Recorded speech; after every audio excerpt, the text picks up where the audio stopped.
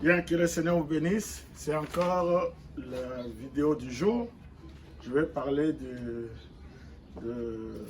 j'intitule le Dieu des variétés. Le Dieu des variétés.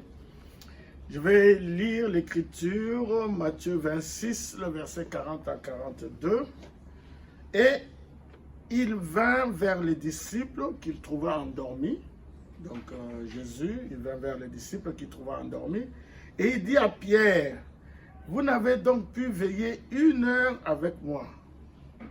Veillez et priez afin que vous ne tombiez pas dans la tentation. L'esprit est disposé, mais la chair est faible. Et il s'éloigna une seconde fois et il pria ainsi, mon Père, s'il n'est pas possible que cette coupe s'éloigne sans que je la boive, que ta volonté soit faite. Amen. Que Dieu soit béni. Donc, comme je parlais du Dieu des variétés, je vais lire une citation pour appuyer ce que je vais dire. Dans le message de ce moment que le prophète a prêché en 59, le paragraphe 23, il dit, vous savez, Dieu ne nous a pas tous fait semblables. Très important. Je répète, Dieu ne nous a pas tous fait semblables. Il nous a fait différents. Il nous a fait différents de stature. Il a fait le monde différent. Et des grandes montagnes, des petites montagnes, des prairies, des déserts, des grandes fleurs blanches, des fleurs bleues et toutes les différentes espèces.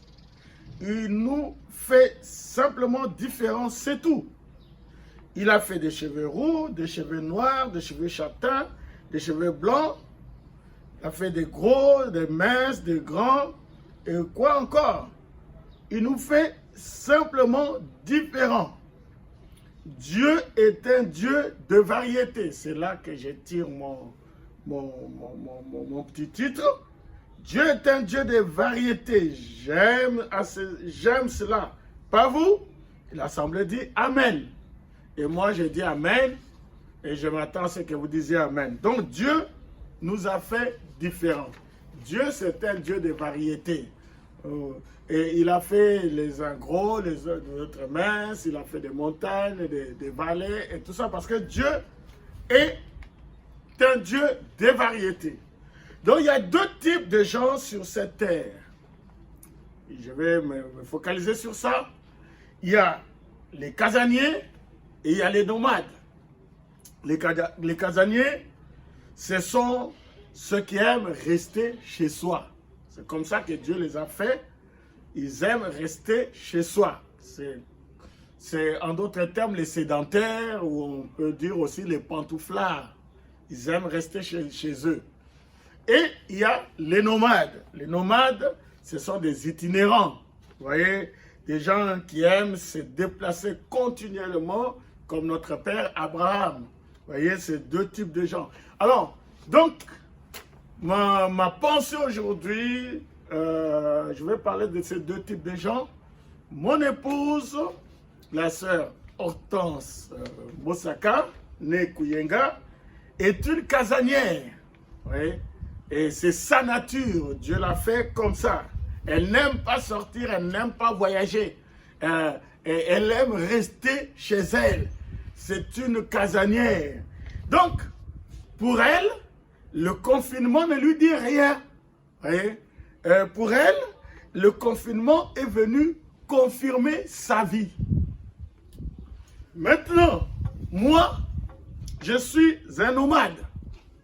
J'aime voyager, et je vais à gauche, à droite. Donc, au départ, pour moi, le confinement, c'était comme la mort. Quand on nous a dit, confinez-vous, c'était pour moi un drame, c'était dramatique le confinement. Vous voyez? Je ne pouvais pas supporter, rester sur place et tout ça. C'était trop difficile. Mais maintenant, qu'est-ce que j'ai fait? Dès le départ, j'ai confiné mon esprit. Je répète, j'ai confiné mon esprit.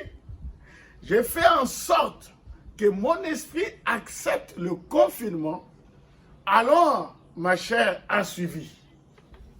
Voyez, aujourd'hui, je ne pense plus à l'extérieur. Je sais que l'extérieur existe, mais mon esprit n'est plus dans les choses extérieures, ce n'est plus dans les voyages. J'ai confiné cela et ma chair ne fait que suivre. C'est pour ça que Jésus a dit, l'esprit est disposé, mais la chair est faible. Ma chair à moi aime se balader. Ma chair à moi aime aller à gauche, à droite, visiter des frères et visiter les gens et regarder les magasins, etc., etc. Chacun a sa nature. Mais il a fallu que ma chair soit soumise à mon esprit. Hein? Donc, le confinement a commencé par mon esprit, ensuite ma chair a suivi. Voyez? Au départ, c'était difficile. Vous savez, quand vous voyez, encore si le confinement c'est en hiver, ça va. L'hiver, c'est la saison morte, il fait froid à l'extérieur, bon, on est à la maison. Mais là, c'est le printemps, c'est le soleil, c'est les oiseaux qui chantent. C'est une saison où vous ne pouvez pas rester à la maison. Voyez? Alors, ça demande un effort, ça demande un changement de mentalité, ça demande quelque chose que ton mental change. Alors, ton corps est soumis à ton esprit. Donc, qu'est-ce que je veux dire? Je veux dire, il faut que tu amènes ton corps à obéir à ta confession. Tu amènes ton corps à obéir à ton esprit. Cela est très, très important. Sinon, ce confinement sera toujours quelque chose de dramatique pour toi. Pense simplement que tu es dans une prison, mais de luxe. Tu as Internet, tu as à manger à gogo, tu as je ne sais pas moi, l'eau, l'électricité, tout ça.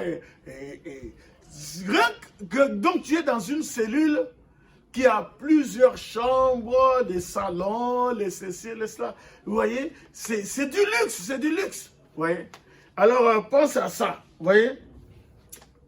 Il y a toujours cette dualité entre la chair et l'esprit. Vous voyez? Vous savez, comme le texte que j'ai lu, Jésus qui voulait que le Père puisse enlever cette coupe. Il a dit, Père, si tu peux enlever cette coupe, mais au final, il a dit, toutefois, que ta volonté soit faite. La pensée, l'esprit, la pensée de Jésus, sa chair, voulait s'éloigner de la coupe. Mais, comme Jésus était conduit par l'esprit, il dit, Père, que ta volonté soit faite. Donc, l'esprit a pris le dessus sur la chair. C'est ce que je voulais vous dire.